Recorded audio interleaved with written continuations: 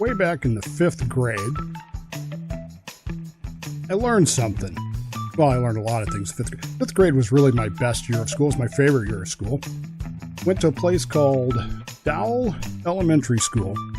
And of course, half the year, half the day, I was bussed over to Eagleton, which was just as, I mean, it was great too, don't get me wrong, but at Dowell Elementary School, and that's the front door, just to the right of center there is the flagpole where I was part of the color guard every morning that raised the flag. And just behind that flagpole, you'll see some windows. And that was Mr. Dodge's 5th grade class, where I learned a lot of things from Mr. Dodge in 1973 and 1974. One of the things I learned was he taught us, I guess it was called art in those days. Who knows what they call it nowadays, but back in those days, teaching kids to draw was something they did in schools. And we did some things. We did some free-form drawing that, I gotta be honest with you, I hated, which is probably why I still hate modern art. But he taught us a method for drawing called perspective. Now, I had no idea what this was, but I was fascinated by it. And if you go into my mom's tubs that she keeps of all of our school experiences, my 5th grade tub, there's probably a stack of drawings 6 inches thick that I made using this perspective technique that Mr. Dodge taught us. And I remember this because it's something that I still see today. It's a technique by where you have points on a page and you're drawing lines that are always drawn to that point, and it gives you depth in your drawing. It gives you perspective that you didn't necessarily have when you were just drawing, I don't know, kind of Egyptian style, I suppose. I think what's most remarkable about this, though, is here I am all these years later, and I'm still learning about perspective and how to apply it, not just in the world of art and drawing, but in day-to-day life as well. Here we are 2 days now after the election day, 2 days after they began, well, 2 days after they were supposed to be done voting, and we still don't really know what's going to happen. I know you can turn on the radio, you can turn on the television, you can get talking heads telling you they know what's going to happen. This is what's going to happen. This is why it's going to happen. This is what has to happen. But the reality of it is, I don't think anybody's willing to bet lunch on any of it anymore. I really don't. I think the general consensus, and if you were asking me to be honest with you, I think one way or another, Joe Biden is going to be declared the winner. Now, however that makes you feel, however that makes you respond, really isn't the relevant issue here, because I'm asking you to use a little perspective on things. Joe Biden will be, in all likelihood, declared the winner, maybe the winner too, of the 2020 election. But is he really the winner, per se? Or is Trump really the winner, even though he will be probably denied the White House? Think about this for just a moment with some perspective. The race, the election, the final tallies are going to be much closer across the board than they were ever expected to be. I was listening to a guy who was telling me this morning that in Wisconsin, where the real Americans live, the polls were showing a double-digit lead for Biden, and it's turning out not to even be remotely close to that. As we talked about yesterday, yeah, I think there's some hanky-panky with the polls. Why don't pay attention to them? But reality of it is, what it's proving is that this universal hatred that we've been told exists doesn't. Maybe that's a good thing. Maybe that's a bad thing. I don't know. I do know that this was not the mandate. This is not the landslide, glorious, rejection of Trump that the Democrats needed it to be.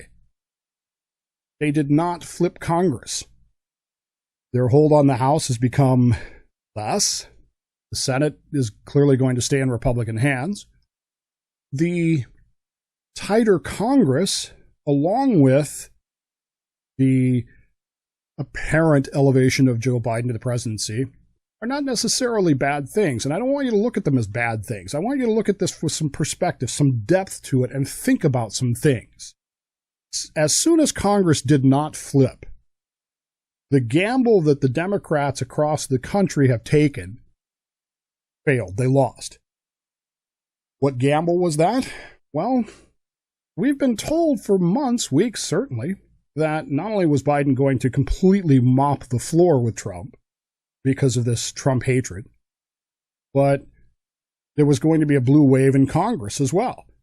That the household would tighten, and that they would grab the Senate, and ta-da, they're going to have a perfect storm where a Democratic president, a Democrat Senate, a Democrat House, they would be, and the death of cloture, they were going to be able to do anything and everything they wanted to do, everything they've ever dreamed of doing, including, by the way,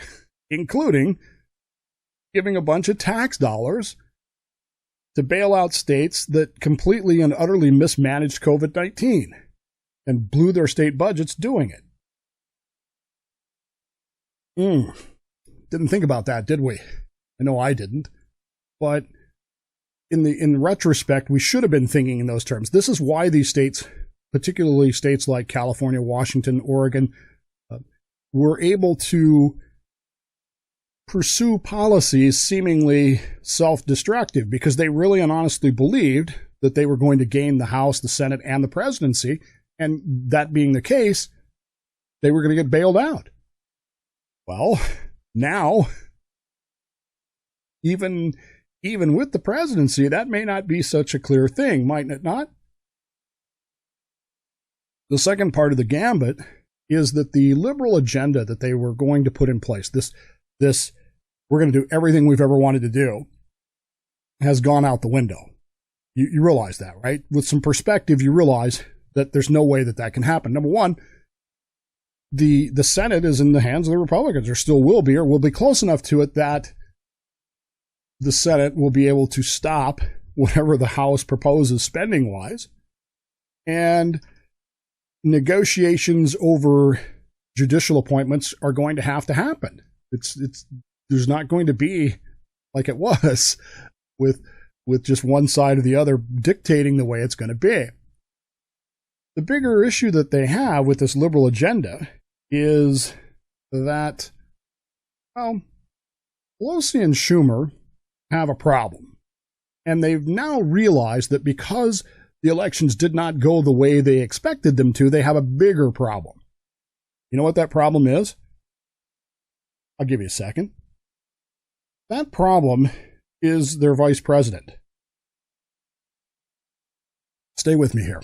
Now, I've said to you before that most conservatives believe that Kamala Harris was chosen because Joe Biden is going to be ousted one way or the other.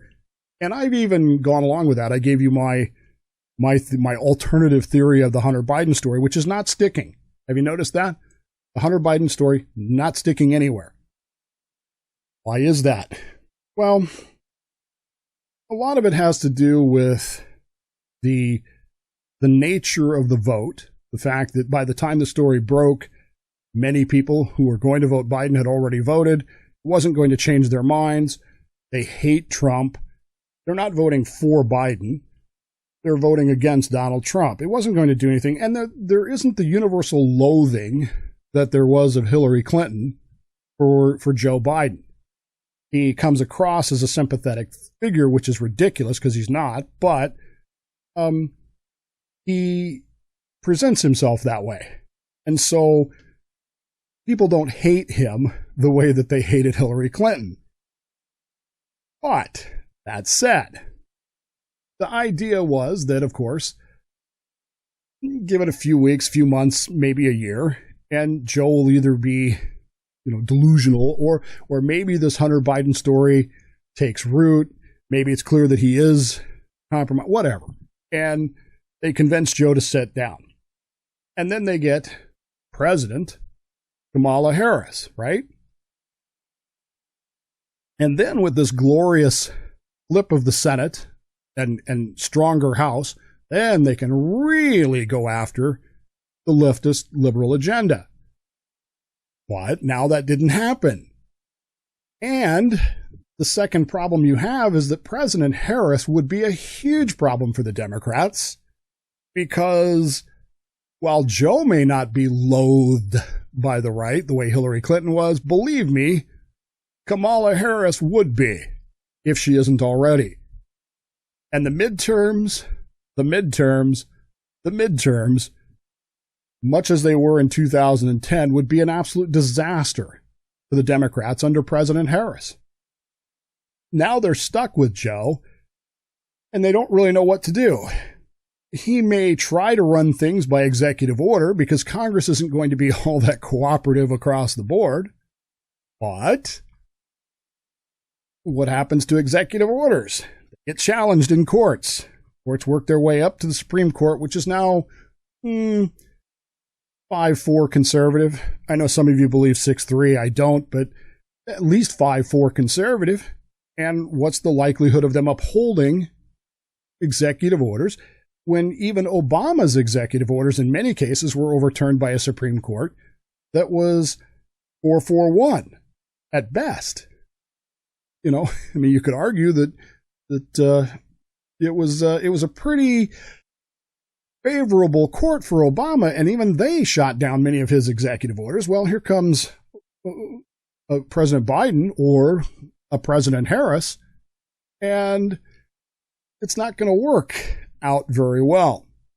That perspective allows us to see that this election showed that it takes everything the left has, every political machination, every maneuver, every trick, every effort that they have to barely squeak out a win, possibly cheating for the win. That remains to be seen. It took everything they had to beat Donald Trump. Theoretically, if you had a more mainstream Republican candidate that Republicans could get behind, and see, we're seeing a lot of this around the country that they're talking about, well, why did Congress go Republican in a state, but the state went for Biden? And they're figuring right now that Republicans were voting for Biden, but down ticket we're staying Republican.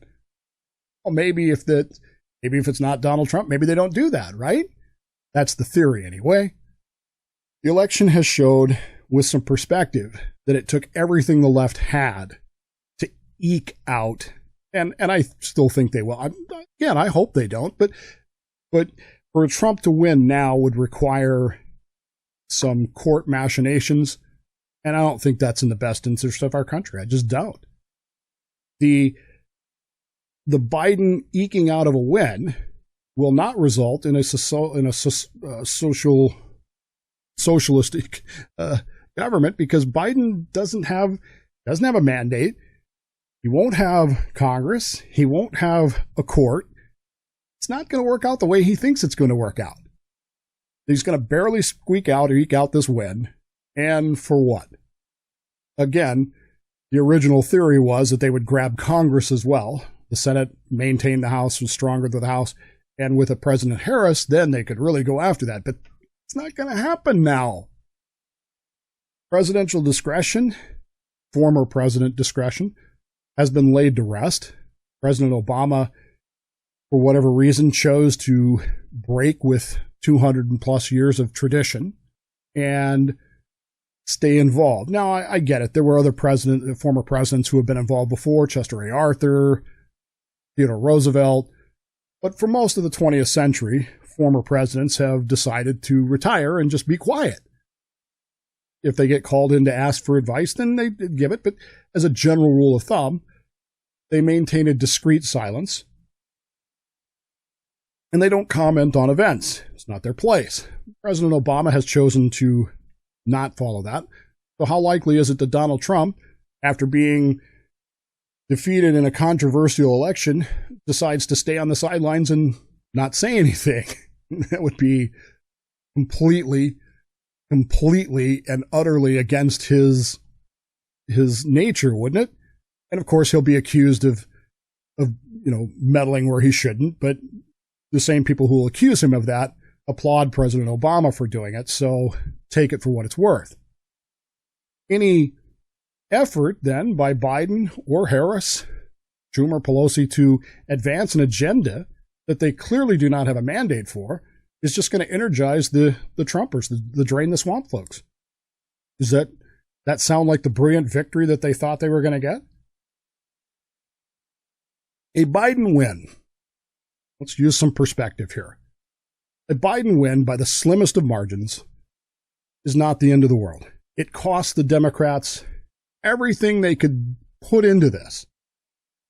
But all of that energy expended has virtually no ROI. It didn't gain them Congress. It didn't gain them a mandate. None of that. It didn't prove that everybody hates Trump. It didn't prove that everybody loves Joe Biden or Kamala Harris. In fact, all it did was put them in the position of having to deal with the problems that, in many cases, Democrat states and Democrat governors have created for the country economically, with a hostile or at least not necessarily cooperative Congress. That really sound like a win? That really sound like something you'd want to do if you were in that position? I mean, yeah, I get it. It's the presidency. But there's a lot of guys that will tell you that presidency isn't really worth all that, especially if you can't get anything done.